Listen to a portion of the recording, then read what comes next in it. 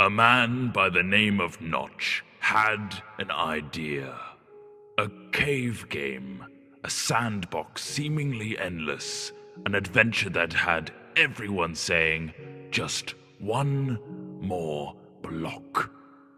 This man, that game, those blocks have brought all of you here to celebrate what has become Minecraft. It began as a simple idea. Sorry, but you should use the old logo because it's a bit more evolve-y, I guess. Right, fine. The game had a randomly generated world filled with grass, dirt, and an awful lot of stone. You could destroy blocks and place blocks. The spark was there, but it needed more. Yeah, like squids. Stop it. Shortly after, more things appeared like trees, water, clouds. Lava.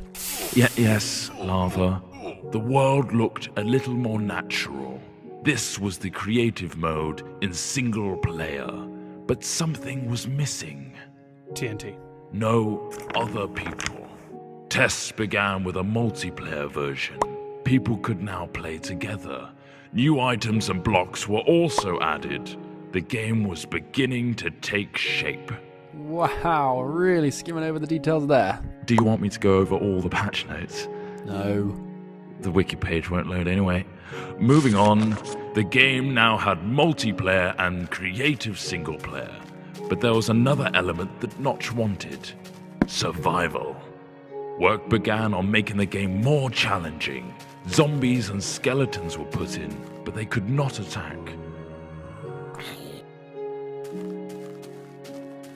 Sheep and pigs were added too. Whoa.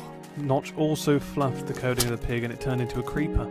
At this stage, this version of the game was labelled Classic. Classic. Brilliant. Then from Classic came the in-dev version. What on earth does that mean? No idea, not important. Dynamic lighting was put in, a new sound engine, and more importantly, crafting was introduced. Then came InfDev. Sorry, what? InfDev introduced a big feature to the world, infinite terrain. No longer was the player constrained to a square world, but now it stretched endlessly. Ore was randomly placed in the world to discover, and other tweaks and introductions were made, like 3D clouds, minecarts and tracks, and also dungeons. Then, the first major version of the game was released. Not like released, but just available? Yeah, pretty much.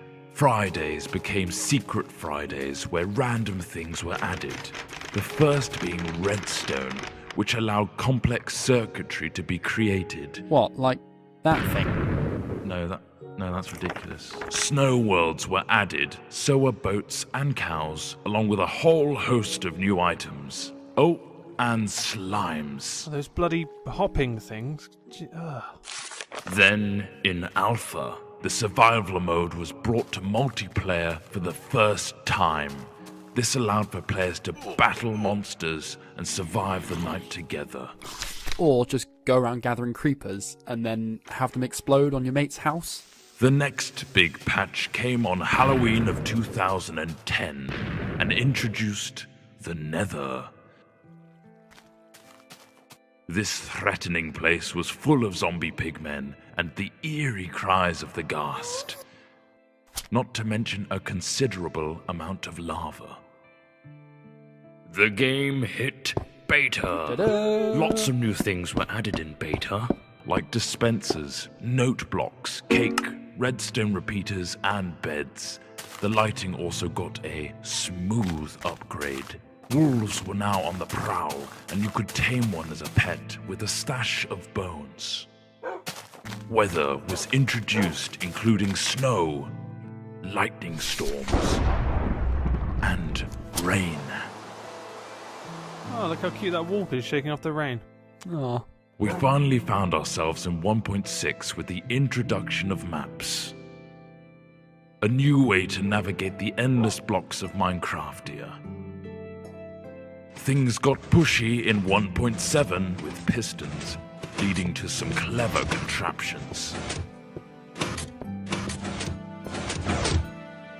1.8 gave vastly improved combat mechanics, allowing the player to sprint, draw back their bow, and land critical hits on their enemies. A new terrain generator was added, along with quirky NPC villages and mighty strongholds. And now comes the end. A true challenge awaits you in this unforgiving realm. But that is something you'll have to discover for yourself.